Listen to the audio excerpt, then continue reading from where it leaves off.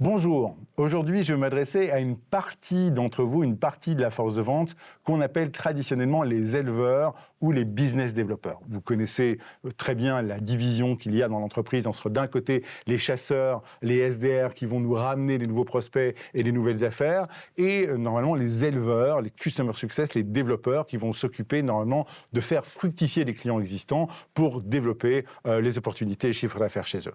Eh bien, lorsque j'accompagne cette deuxième partie de population commerciale, très souvent, je me retrouve non pas face à des éleveurs ou à des développeurs, mais plutôt à des cueilleurs. Qu'est-ce que j'entends par un cueilleur?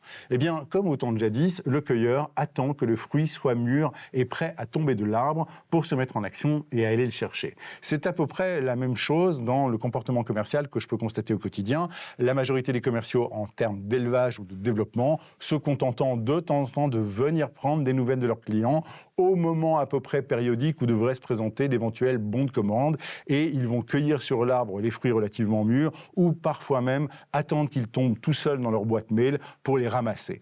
Malheureusement, c'est pas du travail commercial. Aujourd'hui, il n'y a pas de valeur ajoutée à faire ainsi. Si vous voulez faire du développement, il va falloir travailler d'une autre façon. Il va falloir commencer à considérer que la vente, c'est pas juste un jeu de il y a une demande, je fais une transaction, la transaction est terminée, il y a satisfaction et c'est terminé.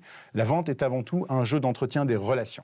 Et donc, j'ai le malheur de vous dire que si votre dernier coup de fil, ou pire, votre dernier mail se termine par « n'hésitez pas à revenir vers moi si vous avez besoin de plus d'informations » ou « n'hésitez pas à revenir vers moi si je peux faire quelque chose d'autre pour vous », vous êtes déjà hors jeu. Vous avez perdu le contrôle du ballon commercial, vous n'êtes plus du tout dans votre job, vous êtes déjà en position de suiveur et absolument plus de leader. Ce que je vais vous proposer de faire, c'est toujours avoir une action planifiée en réserve dans votre agenda avec votre client, à date négociée et validée avec le client. Et je me fiche de savoir s'il s'agit simplement de refaire le point sur le détail d'une proposition dans 1 ou 2 semaines, ou s'il s'agit de planifier un business review dans 6 mois. Mais à partir du moment où la date existe dans l'agenda et que vous avez négocié une opportunité avec votre client, vous restez en contrôle de la relation, il y a un next step. Le pire, c'est ne pas avoir de next step, ne pas être là au moment où le client pourrait vivre une urgence, une modification de périmètre et laisser passer cette opportunité de développement à quelqu'un d'autre que vous.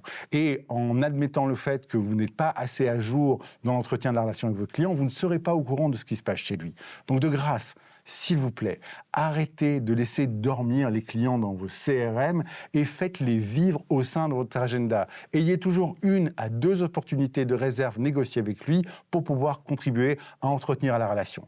Et n'oubliez pas une chose, ce n'est ni la chasse ni la cueillette qui ont sorti l'humanité de l'âge de pierre, mais bien les sciences agricoles. Donc soyez scientifique dans votre approche de développement des clients, ayez toujours des rendez-vous en réserve, vous pourrez à ce moment-là mieux développer ce que vous avez plutôt que d'attendre que ça tombe tout seul.